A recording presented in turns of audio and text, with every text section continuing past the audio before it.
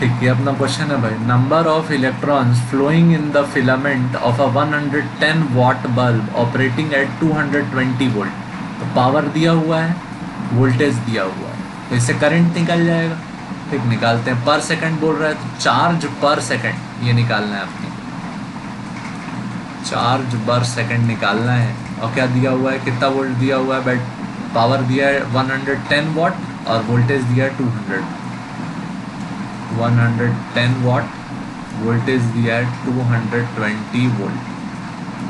Power का कितने फार्मूले जानते हैं हम लोग, V into I square into R और V स्क्वायर बाय आर।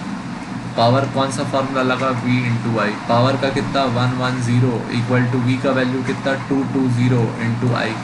यहाँ से I का वैल्यू कितना आया 110 डिवाइडेड बाय 220, ये कितना आया 1/2 एम्पियर।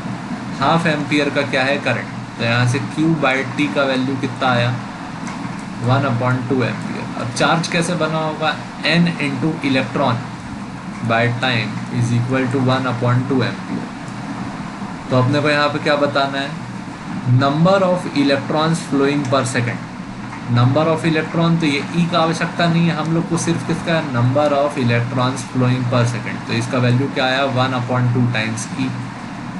तो 1/2 इलेक्ट्रॉन पे चार्ज कितना होता है 1.6 इंटू 10 पावर माइनस 19। 19 ऊपर चले गया तो क्या आया 10 पावर 19 डिवाइडेड बाय 3.2। इसको लिख लेते हैं 10 इंटू 10 पावर 18 डिवाइडेड बाय 3.2। तो क्या आएगा 3 point something something into 10 power 18 electron पर सेकंड। चेक करते हैं, 3 point something something into 10 power 18। तो इसको और क्या लिख सकते थे, 3 पॉइंट समथिंग समथिंग को 31 point something something into 10 power 17।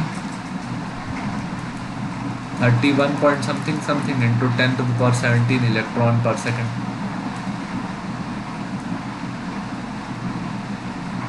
ठीक, समझ में आया ना।